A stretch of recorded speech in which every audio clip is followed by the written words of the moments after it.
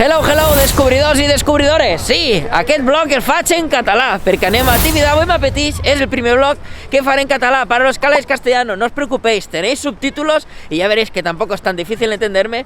Y este me apetece, porque ya que voy al Tibidabo, pues mira, voy a hablar en mi otra lengua. Soc Adrià Mirín, i això és Discovery Line.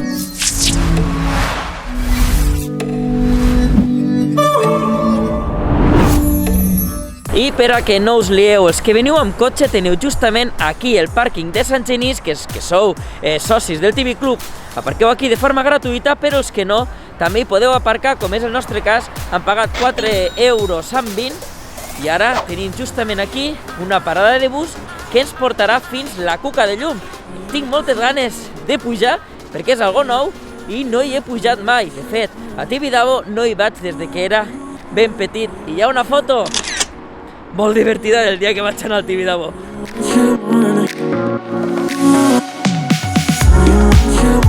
I ja estem, aquí tenim aquesta estació tan xula que ens dona la benvinguda per pujar a la Cuca de Llum.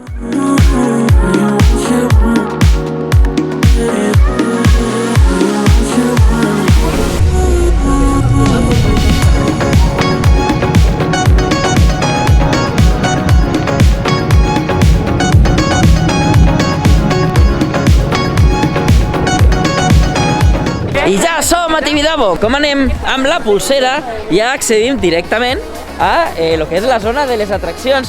Ja us dic, jo no vinc aquí des de que era un moc i em resulta guai, que no recordo res, absolutament. Les vistes són espectaculars. Quina passada!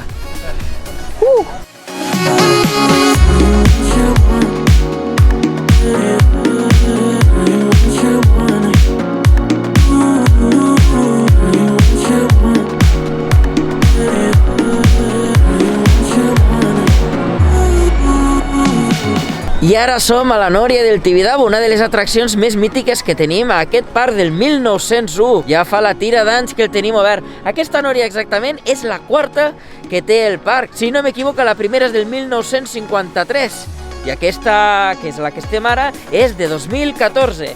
Des d'aquí tenim unes vistes genials. Anem a veure.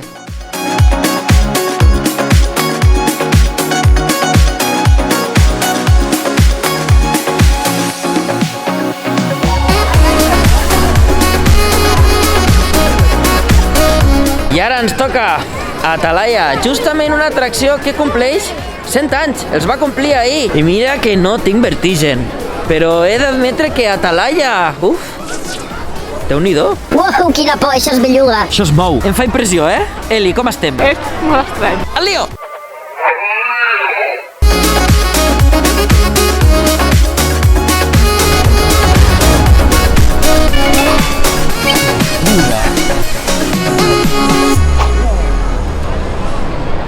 És molt xulo, però una cosa sí que està clara, si teniu vertigen, uau, impressiona. Es mou una mica la cistella i fa impressió, però és molt xulo, és recomanable.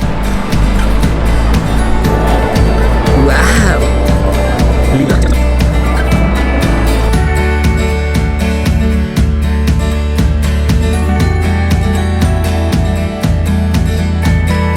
I no sabeu la il·lusió que tinc ara de pujar a l'avió. Una de les atraccions més mítiques a un parc d'atraccions i, sens dubte, l'atracció més mítica de Tibidabo.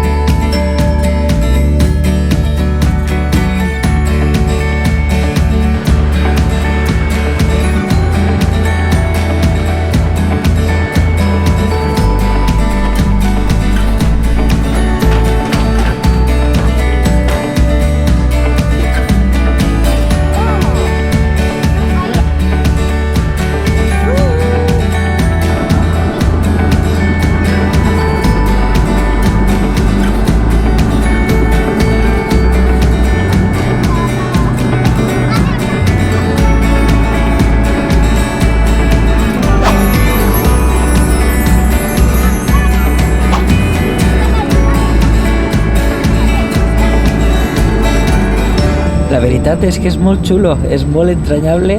Hasta aquí pujat, els seients són supercòmodes i són com a molt vintage. És espectacular, molt bonic.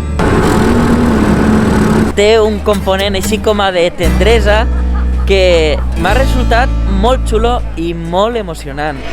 Veure com l'avió funciona amb la força de l'hèlix és sensacional.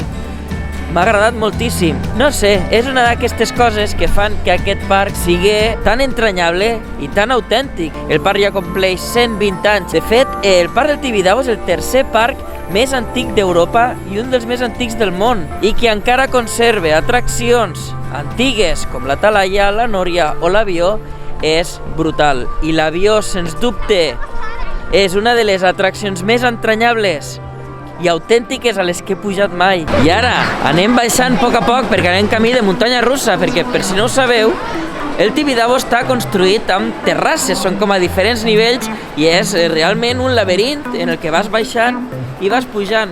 Si sou nous al canal no ho sabreu, però si sou descobridors habituals, estireu al corrent de que els passatges de por em fan molta por. No anava a fer-ho, però dic, va, ja que estem, m'entraré. Estem a la cua de l'Hotel Kruger. Diuen que és un dels millors passatges del terror que tenim al país. Serà així?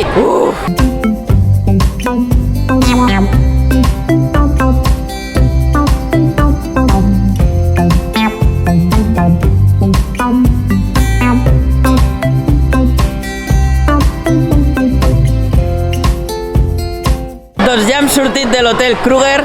Aquí hi ha molt de jaleo. Hi ha molta cua també. Només podeu entrar a l'Hotel Kruger una sola vegada. De fet, us fan una marca a la pulsera per a que no pugueu tornar a entrar perquè les cues que es fan són molt grans. Tothom diu que l'Hotel Kruger és un dels millors passatges i realment ho és. Temàticament és del millor que he vist i hi ha algunes escenes o algunes sales que són realment xules.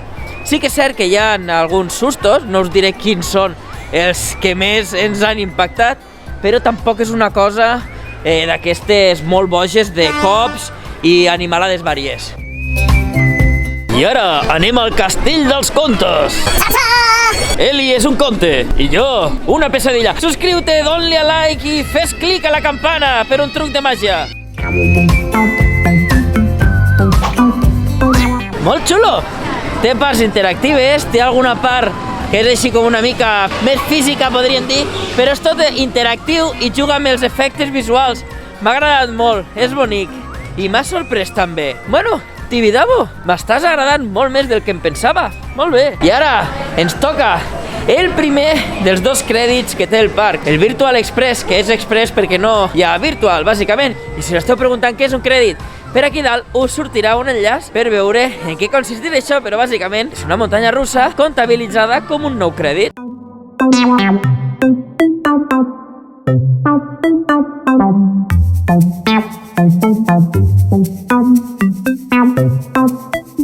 Doncs ja han fet el tren Chuchu Express, la part del túnel, molt xula i va fineta. Jo em pensava que era més rompeculos, que li sol dir a les atraccions que fan una mica de mal, però ha estat genial, m'està agradant. I una cosa que sí que he de dir és que les cues són molt llargues i les operatives són lentes.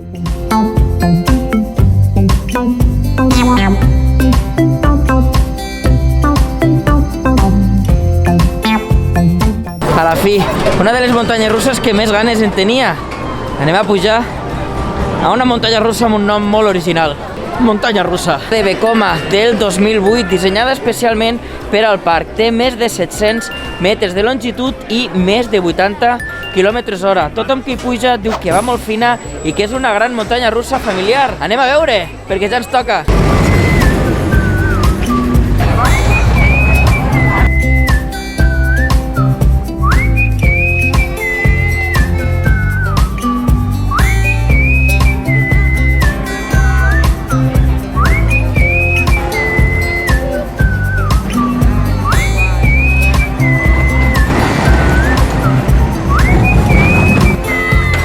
Doncs ja tenim el segon i últim crèdit de Tibidabo fet, la muntanya russa de Vekoma.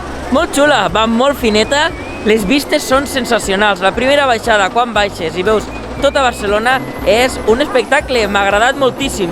L'únic és que justament aquest element que tenim aquí dalt, aquesta colina, em pensava que tindria una mica d'airtime. Per a qui no sàpiga l'airtime és aquesta sensació de gravetat zero, que et despegues una mica del seient, però no.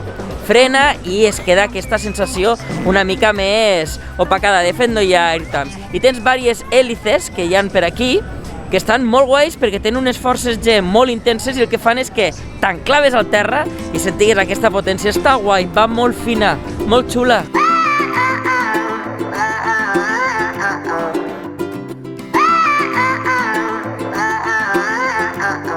I fins i tot Diabolo juga amb un punt extra d'intensitat perquè al estar en un desnivell, quan estàs volant a sobre dels caps de la resta de gent, tens aquesta balconada que veus aquí, impressiona una mica més, està molt guai. Necessita, com alguna atracció més, un toquet de pintura, que estan fetes caldo.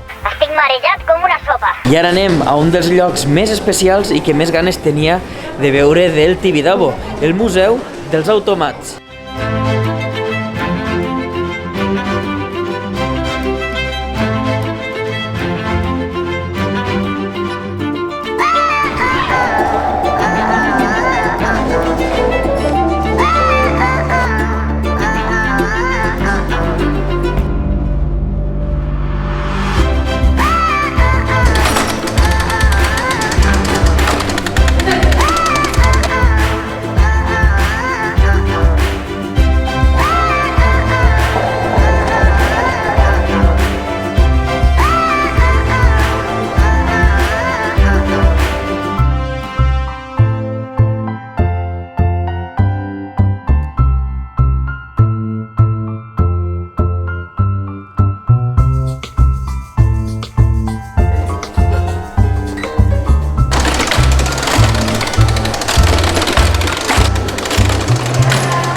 I ens acaben de dir que aquesta maqueta, que està en vermell des de fa estona, no s'activa fins que han passat 35 minuts des de l'última pulsació. No sabem quant de temps ha passat, així que si entreu al Museu dels Automats i us trobeu aquest botó en verd, buah, pelotazo!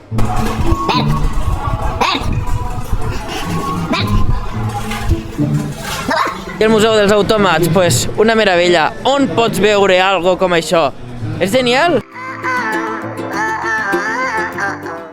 Mira miralls!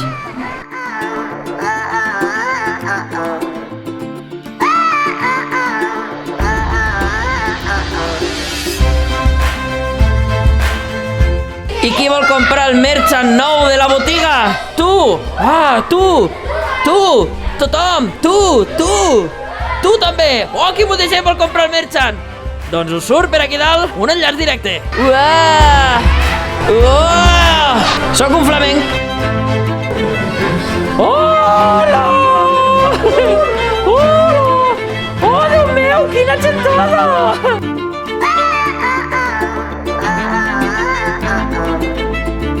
I ara estem a l'antic vagó de la muntanya russa que estava a la plaça central. Ell i jo marxem com a locos, mentre vosaltres us podeu subscriure al meu canal i al d'Elisabeth Tricot.